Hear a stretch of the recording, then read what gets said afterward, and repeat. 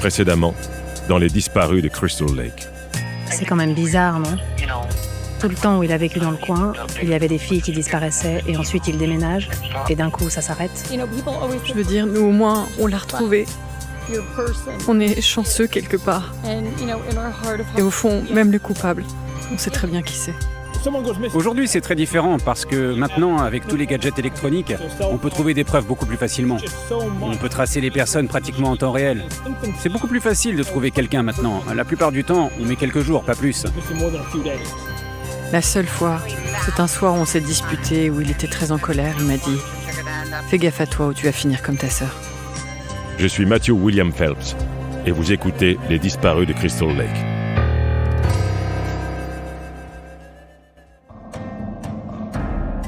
Plus j'en apprends sur la famille La Rosa, plus je ressens le besoin d'enquêter à nouveau sur les autres disparus, pour voir si je peux établir des liens entre toutes ces affaires.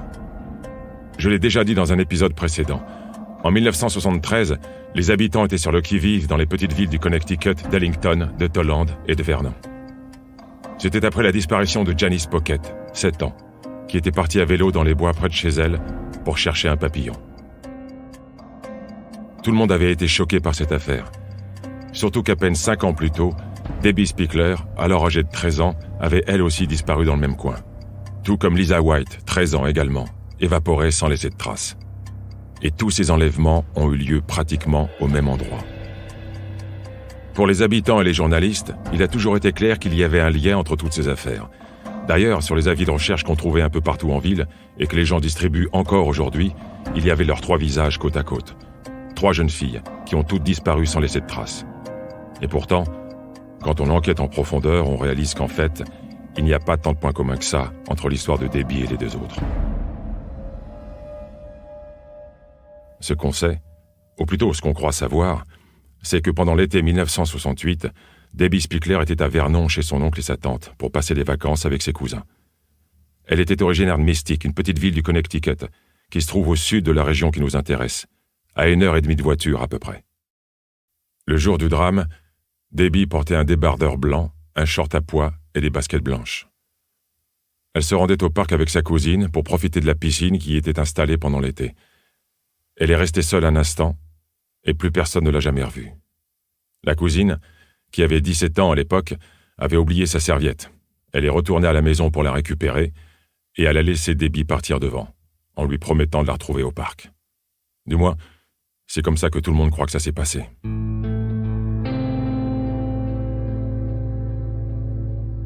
Il se trouve qu'en fait, cette histoire est complètement fausse. L'année dernière, j'ai discuté avec un proche de Debbie Spickler, et je lui ai dévoilé certaines informations que j'ai découvertes en enquêtant de mon côté. Des choses dont je crois qu'il n'avait jamais entendu parler. Ensuite, je lui ai donné le nom de quelques-uns des suspects, et je lui ai demandé de poser des questions autour de lui pour voir s'il pouvait en apprendre plus. Mais quand je l'ai recontacté pour prendre des nouvelles, il m'a répondu « Ma famille ne veut plus que je vous parle ». Cette personne a refusé que son témoignage apparaisse dans le podcast. Les informations que j'ai partagées avec lui, tout le monde n'y a pas accès. Elles viennent directement de mes sources au sein de la police et des dossiers du détective privé avec qui je travaille, Ken Robbie. Salut Ken, tu vas bien? T'as vu ce que je viens de t'envoyer? Oui, j'ai vu, c'est intéressant tout ça. Ken, c'est un vrai pro. Il a travaillé pendant 23 ans au NYPD, la police de New York. Il a plus de 360 arrestations à son actif et il a fait condamner pas moins de 330 criminels. Après les attentats du 11 septembre, Ken s'est retrouvé affecté au service de médecine légale. Son rôle, c'est surtout d'aider à identifier les victimes. C'est un expert des affaires de disparition et lui et moi, on bosse ensemble depuis des années. Dès que je dois m'occuper de dossiers comme celui-là, c'est à lui que je fais appel. Donc, quand ce proche de Debbie Spickler a arrêté de me parler, c'est Ken que j'ai appelé en premier, pour qu'il m'aide à y voir un peu plus clair dans les archives de la police que j'ai en ma possession. Ensemble, on a réussi à démêler le vrai du faux et à reconstituer toute l'histoire. Voilà ce qui s'est réellement passé.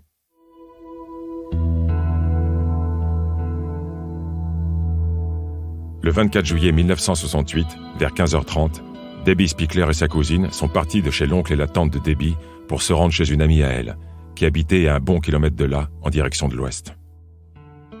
Quand elles sont arrivées, elles ont frappé à la porte, mais il n'y avait personne. Elles ont alors décidé de se séparer pour chercher leur amie, du moins, c'est ce que la cousine a raconté ensuite à la police. Pendant que Debbie allait voir au parc, qui était à 100 mètres de là, elle Elle s'est dirigée vers l'Igloo, un restaurant où tous les jeunes du coin allaient traîner.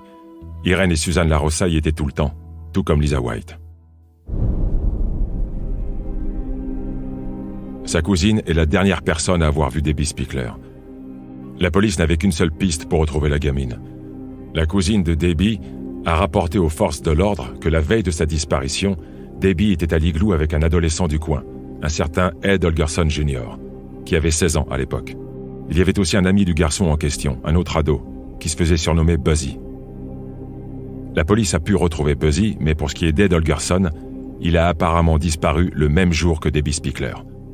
D'après le rapport, la dernière fois qu'il a été vu, lui aussi était du côté de Henry Park. C'est curieux, non? Cet autre ado qui disparaît le même jour, à la même heure, mais aussi au même endroit. J'ai demandé à Ken de me dire ce qu'il en pensait. Il y a deux possibilités. Soit c'est lui le coupable, soit il y a deux victimes. Ou alors, c'est qu'ils se sont enfuis ensemble, tous les deux. Il faut qu'on creuse cette histoire, c'est prometteur. On sait s'ils étaient en couple?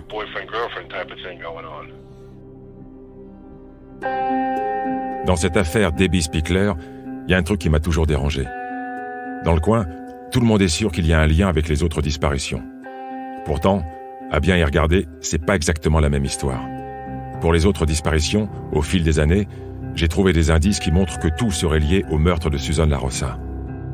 Mais là, avec Debbie, il y a cette histoire avec Ed Holgerson. C'est une piste solide. Et ça me laisse penser que tout ça n'a peut-être rien à voir avec les autres affaires. Au début du mois d'août 1968, donc peu de temps après que Debbie ait disparu, une voisine a signalé à la police qu'elle avait vu le même véhicule passer plusieurs fois devant chez elle. Elle n'a pas pu relever la plaque d'immatriculation parce que la voiture allait trop vite et elle n'est pas sûre à 100% de ce qu'elle a vu, mais elle croit bien avoir aperçu une jeune fille à bord. Tiens, dans ce que tu m'as envoyé, il y a un rapport du commissariat de Vernon. Apparemment, ils ont parlé à la mère de Holgerson et elle leur a dit « Pour ce que j'en sais, il s'est enfui de la maison et il est parti à Cape Cod. » J'ai appris ensuite que la police avait retrouvé Ed à Boston, 3 semaines après sa disparition et celle de Debbie. Ça paraît logique, puisque Cape Cod est juste à côté de Boston. Apparemment, Ed était parti précipitamment parce qu'il fuyait la police. D'après le rapport des flics qui l'ont arrêté, il aurait dit « J'ai mis une fille enceinte et maintenant il y a la police qui me cherche. » Et attends, c'est pas tout. En septembre de la même année, tu as la police de Vernon qui l'arrête parce qu'il est accusé de faire du chantage. C'est même pas 3 mois après qu'il ait disparu avec Spickler. Tu penses pas qu'il faisait chanter les parents de la gamine? Il avait 17 ans à l'époque. Qui tu veux qu'il fasse chanter? Peut-être qu'il a juste sauté sur l'occasion. Imagine, il apprend que Debbie a disparu aussi, et il se dit « c'est ma chance de me faire un peu d'argent ». C'est ce que je me disais aussi. Je pense que c'est un opportuniste. Quand je lis son dossier, on dirait que c'est son genre de faire un truc comme ça. Il a sauté sur l'occasion, comme t'as dit. Il est allé voir les parents et il leur a dit « Je sais quelque chose, donnez-moi de l'argent ». Est-ce que Debbie s'est enfuie avec Ed ou est-ce qu'elle a été enlevée? Si je me base sur les informations que j'ai pu récolter, je penche plutôt pour la première solution. Debbie était venue à Vernon quelques mois plus tôt et c'est là qu'elle avait rencontré Ed. Au moment où ils se sont revus cet été-là, j'ai l'impression qu'ils étaient déjà devenus très proches. En cherchant des informations, Ken est tombé sur 2 rapports de la police fédérale datés de mai 1970, donc presque 2 ans après que Ed et Debbie ont disparu. Ces rapports décrivent l'arrestation d'un individu qui correspond à la description de Ed Holgerson. Quand ça remonte à longtemps comme ça, c'est beaucoup plus dur de retrouver les gens. Mais là, dans les rapports, le type qui s'est fait arrêter, il a les mêmes initiales que notre Ed Holgerson. C'est ce qui est écrit sur ce papier en tout cas. Dans les années 60-70, ils faisaient tout sur papier, donc pas moyen de passer par Internet pour envoyer les dossiers aux 4 coins du pays. Dans l'un des rapports, un individu du nom de Ed Holgerson a été appréhendé dans le Wyoming. Il était au volant d'une voiture volée dans le Maine quelques mois plus tôt. Apparemment, il était accompagné d'une femme et d'un enfant. Quand on lui a demandé ses papiers, on s'est rendu compte qu'il était en possession d'un faux permis et de plusieurs cartes de crédit volées. Donc, ils ont retrouvé un Ed Holgerson à Laramie, dans le Wyoming, mais comment on sait que c'est bien le nôtre? En fait, ce que je me dis, vu qu'ils ont les mêmes initiales et tout, c'est que ça doit être le père de Ed. Ah, d'accord, je vois. Alors que nous, celui qui nous intéresse, c'est Ed Holgerson Jr., c'est ça? Exactement. Les papiers sur lesquels Ken a mis la main disent que le Ed Holgerson qui a été arrêté dans le Wyoming avait environ 40 ans à l'époque des faits. Il s'agit donc probablement du père de Ed Jr. D'autant plus que l'individu a aussi donné une adresse à Hartford, dans le Connecticut, et que c'est là que vit la mère de Ed. La femme qui était avec lui dans la voiture avait environ 36 ans. On est donc sûr qu'il ne peut pas s'agir de Debbie. Mais alors, il était à qui, ce môme? Donc la police l'envoie en prison. Et il dépose la femme et l'enfant à l'armée du salut. Et après ce jour-là, il n'y a plus aucune trace de cette femme. Plus personne d'enregistré sous ce nom-là nulle part. Et il n'y a rien qui relie cette gamine, ni à lui, ni à elle, ni à personne d'autre. Et au moment où tout ça se passe, Debbie a disparu depuis des mois et personne n'a de nouvelles d'elle non plus. Donc, ce que je me dis, c'est qu'il y a une chance. Parce que, tu te souviens, Holgerson avait raconté qu'il s'était enfui parce qu'il avait mis une fille enceinte. Donc je me dis, il y a de bonnes chances pour que son père soit descendu à Cape Cod et qu'il ait récupéré le bébé, puis qu'il soit parti avec sa copine ou sa femme.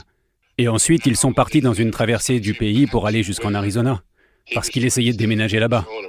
Mais à partir de là, le bébé disparaît, c'est ça? Donc, orphelin. Ensuite, il s'est retrouvé dans le système des foyers. Là, ça va être compliqué de retrouver sa trace. Ouais, je me disais la même chose.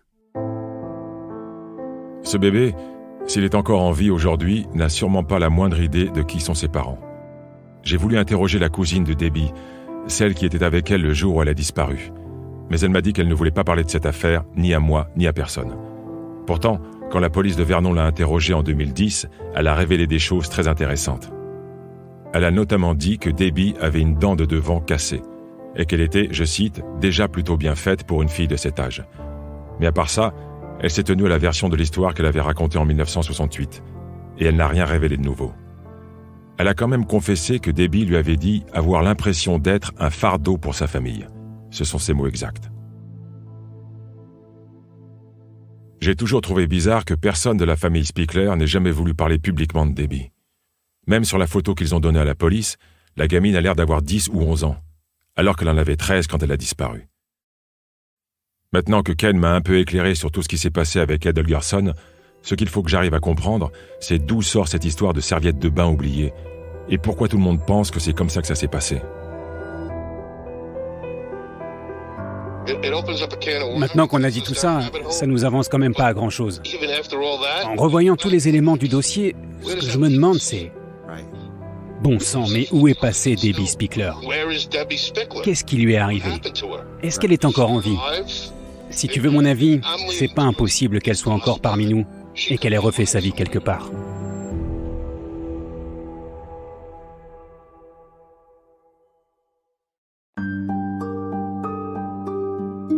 Même si les faits se sont produits à quelques années d'intervalle, dans l'esprit de tous les habitants de la région, l'affaire Debbie Spickler est liée aux disparitions de Lisa White et de Janice Pocket.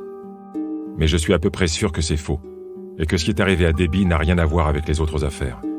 C'est pour ça que, pour le moment, je vais me concentrer sur les autres dossiers. D'autant plus que j'ai récemment mis la main sur un rapport de police qui résume toutes les procédures en lien avec la disparition de Lisa White. Lisa White, souvenez-vous, c'est l'adolescente de 13 ans qui a disparu en 1974, alors qu'elle rentrait de chez son amie Maria's Grow en stop. Ou du moins, on pense qu'elle faisait du stop.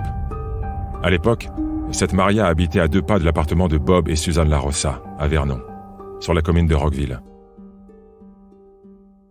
Je voudrais maintenant vous présenter Don Skewes, un ancien officier de police qui a passé toute sa carrière à Vernon.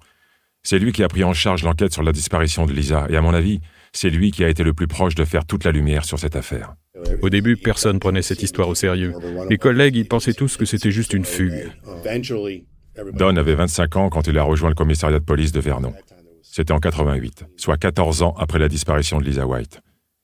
À Vernon, comme dans la plupart des gros départements de police, les agents travaillent surtout sur des affaires récentes.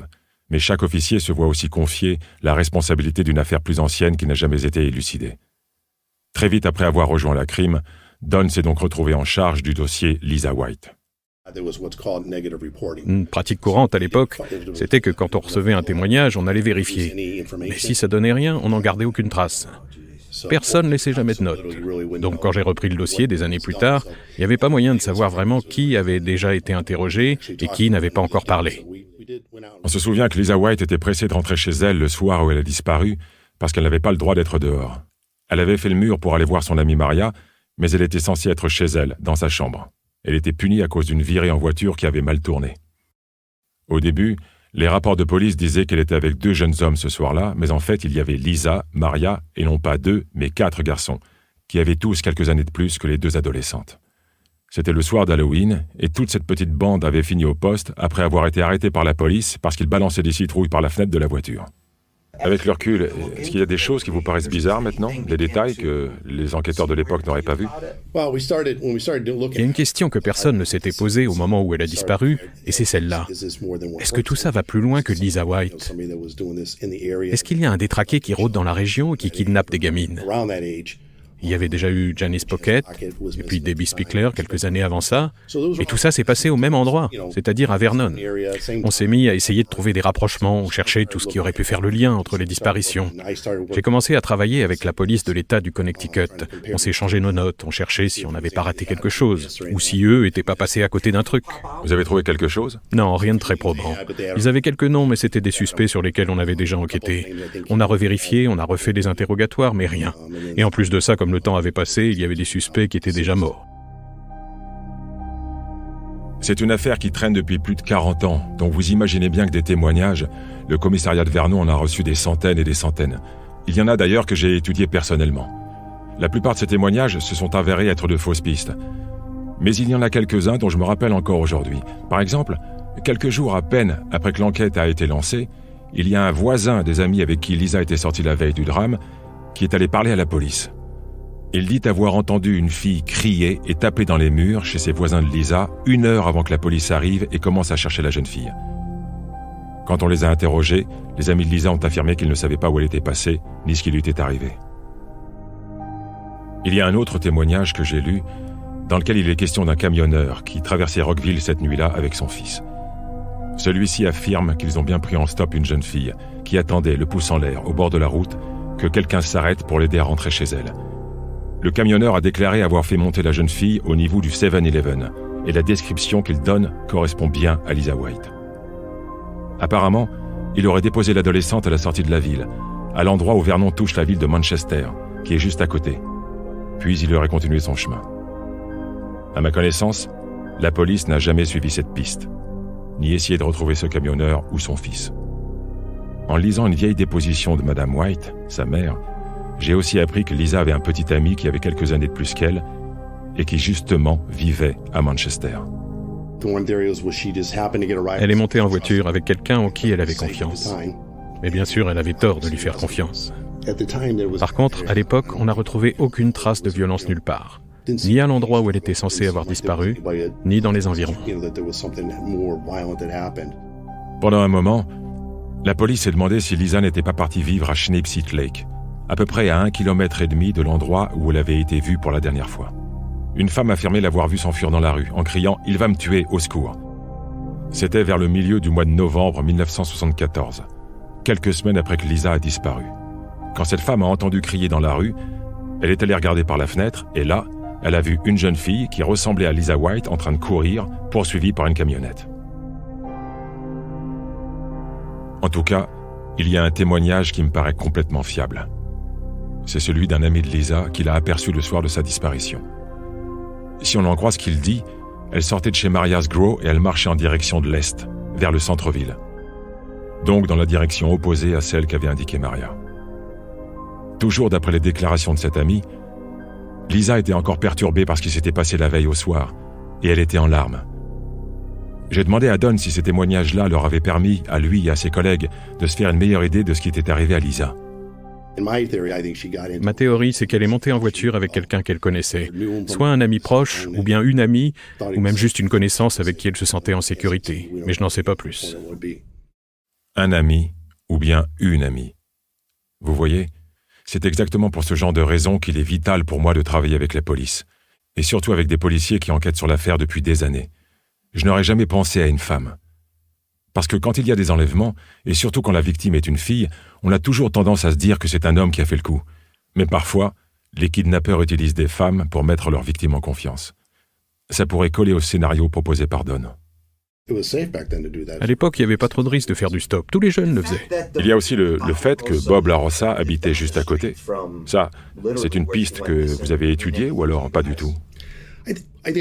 On y a pensé, je crois, mais on n'a pas trop creusé de ce côté-là. On n'a pas trop fait le lien avec l'histoire de Susan LaRossa, parce qu'on pensait que c'était une affaire à part qui n'avait rien à voir. Dans le cas du meurtre de Susan LaRossa, la police de Vernon a toujours considéré son mari Bob comme le suspect numéro 1. Mais ils ont aussi envisagé la possibilité qu'il puisse avoir joué un rôle dans d'autres affaires. Il y a une autre question que j'aimerais vous poser. Est-ce que vous avez déjà entendu parler de Irene LaRossa, une autre disparue? Ça vous dit quelque chose? Non, jamais entendu parler. J'ai raconté à Don tout ce que je savais sur Irene et sa disparition. Comme il travaillait sur les autres affaires, je pensais qu'il serait au courant. Oui, j'aurais pu faire le rapprochement rien qu'à cause du nom de famille déjà, LaRossa. Irene était la sœur de Bob. Ça vous aurait mis la puce à l'oreille de savoir qu'en plus de sa femme assassinée, il y avait une sœur qui avait disparu. Oui, c'est sûr. C'est quand même bizarre, vous ne trouvez pas? Comment ça se fait que Bob n'ait jamais mentionné sa sœur qui s'était évaporée dans la nature à peine 4 ans plus tôt? Dans la même situation, n'importe qui aurait fait le rapprochement. N'importe qui se serait dit « Tiens, peut-être que cette information pourra leur servir à retrouver non seulement ma femme, mais aussi ma sœur. » Mais je me répète, c'est la première fois que j'en entends parler. J'ai été sur l'affaire LaRossa pendant un moment, et je pense qu'avec mes collègues, si on avait su ça, on aurait forcément essayé d'en savoir plus. Ensuite, je me suis concentré de nouveau sur Lisa White. Et j'ai essayé de savoir ce que Don pouvait me dire de plus. Je savais, par exemple, qu'il y avait déjà eu des fouilles pour essayer de retrouver le corps de Lisa, et que la police avait même utilisé des chiens spécialement entraînés pour ça. Et c'est bien pour l'affaire de Lisa que vous avez fait des fouilles avec des chiens, non? Tout à fait. Et vous avez cherché où? La dernière fois, c'était du côté de Henry Park. Henry Park. Vous avez bien entendu. L'endroit même où Debbie Spickler a été vue pour la dernière fois. Ces fouilles dont me parle Don, elles ont été faites en 2012, peu de temps avant qu'il ne prenne sa retraite. On y est allé avec les chiens, mais ça n'a rien donné. Quelqu'un nous avait dit qu'on la retrouverait peut-être là. Et à l'époque, on prenait tous les témoignages au sérieux. Parce que tout ce qu'on voulait, c'était résoudre l'affaire. Et du côté de là où ils ont retrouvé Susan LaRossa, vous savez s'il y a déjà eu des fouilles pour essayer de retrouver Lisa, ou Janice, ou d'autres filles encore? Ça vaudrait le coup d'envoyer des chiens, non? Si ça a déjà eu lieu, je suis pas au courant. Au point où j'en suis, je me dis qu'il faudrait peut-être que j'organise des fouilles moi-même. J'ai proposé l'idée à la police d'État du Connecticut, et je sais que les Wendell l'ont fait aussi, tout comme des proches des victimes. Mais on n'a jamais eu de réponse, ni eux, ni moi. Pourtant, ça me paraît évident que la prochaine étape, c'est de fouiller cet endroit, pour voir si on y retrouve d'autres cadavres. Je n'aime pas remettre en question le travail de la police, ce n'est pas mon rôle. Mais là, il me semble que c'est la chose à faire. D'autant plus que Don, lui aussi, est convaincu que toutes ces affaires sont liées. Aujourd'hui encore, il est frustré de ne pas avoir pu en faire plus. Il se sent même un peu coupable, ça se voit sur son visage. Plus on discutait, plus j'ai senti qu'il changeait d'attitude. Je sens bien qu'il est plein de compassion pour les familles des victimes et qu'il a envie de les aider. Tout ce qu'il faudrait, c'est une preuve qui montre qu'il y a un rapport, quelque chose qui pourrait permettre d'élucider l'histoire de Lisa, et toutes les autres aussi. Mais il n'y a rien, pas le moindre témoin. Celui qui a fait ça, soit c'était un type extrêmement doué pour kidnapper les gens sans laisser de traces, soit il les connaissait. Au moins pour ce qui est de Lisa, c'est sûr qu'il la connaissait. À ce qu'on m'a dit, elle avait son petit caractère, donc je pense pas qu'elle se serait laissée faire. Je pense pas qu'elle serait montée dans une voiture comme ça sans résister. Donc oui, je pense qu'elle connaissait la personne qui l'a enlevée.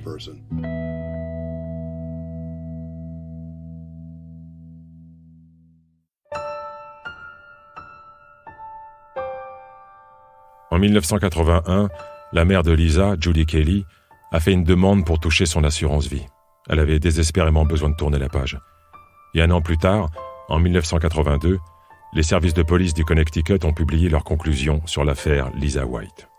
D'après le rapport officiel, la victime n'est plus de ce monde.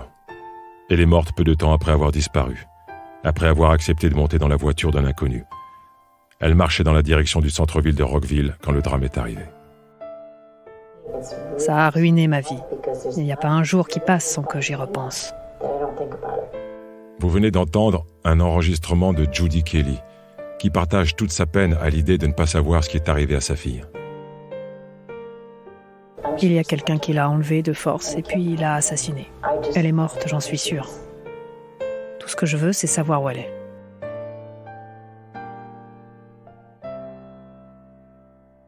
Pour nous tous qui avons grandi dans ce coin de Connecticut, Jody, c'était quelqu'un d'important. Parce qu'elle avait cette détermination sans faille et qu'elle essayait de toutes ses forces de retrouver sa fille. Mais pas seulement. Il y a tant de jeunes qui sont passés par sa salle de danse et qui la connaissaient personnellement. Un après-midi d'automne, je suis repassé par la salle de danse pour discuter avec April, la sœur de Lisa. April, c'est quelqu'un qui a traversé des épreuves terribles et qui s'en est toujours sorti. Malgré le deuil, malgré l'angoisse de ne pas savoir où était passée sa sœur, elle a trouvé la force de continuer à donner des cours de danse, à élever ses enfants et à essayer de réparer les injustices que sa famille a subies. C'est une des personnes les plus fortes que je connaisse. Si je suis venu voir April aujourd'hui, c'est que j'ai quelque chose à lui demander. Je me suis dit que ce serait bien de faire une place à Judy dans mon podcast. Je sais que ta mère écrivait un journal.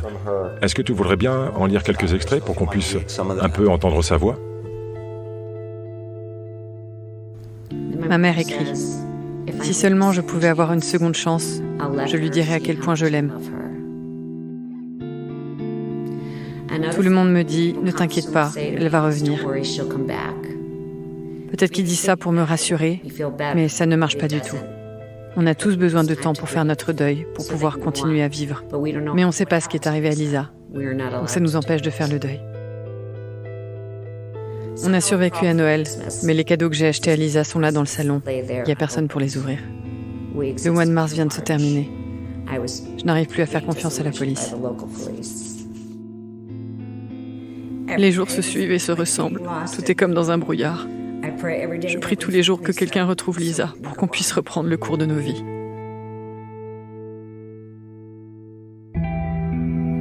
En mars 2013, à Vernon, un étudiant en art a fait une découverte. Il cherchait des bouts de métal pour en faire une sculpture, et en fouillant dans les bois, il s'est retrouvé dans un endroit où Lisa et ses amis venaient souvent pour faire des feux de camp, boire des bières et traîner entre jeunes. Il regardait par terre pour essayer de trouver du métal. Mais au lieu de ça, ce qu'il a trouvé, c'est un crâne humain. Le crâne d'une jeune femme.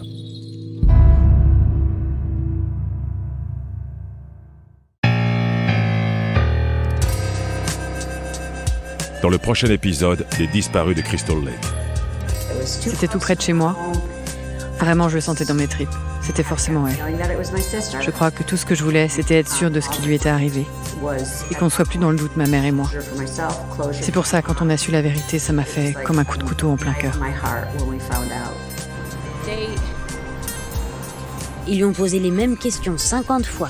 Et à chaque fois, tout ce qu'il avait à répondre, c'était « je me souviens plus, j'ai jamais dit ça ». Et même quand il lui montrait des rapports où ce qu'il avait dit était écrit noir sur blanc, il répondait pareil « je me rappelle pas ». Et si je vous disais qu'une autre petite fille s'est fait enlever à peine 30 jours plus tard, à moins de 10 km de là où habitait la petite Pocket? Vous trouveriez ça bizarre, pas vrai? Ah oui, évidemment, mais pourquoi vous me demandez ça? Donc vous n'êtes pas au courant, alors. C'était le 7e épisode des Disparus de Crystal Lake, un podcast Énergie et iHeart Podcast. Mise en son Nicolas Mollet, produit avec l'Acme Productions. Avec les voix de Philippe Mema, Blanche Leleu, Sophie Fogarassi, Sylvain Sounier et Pierre-Michel Dudan.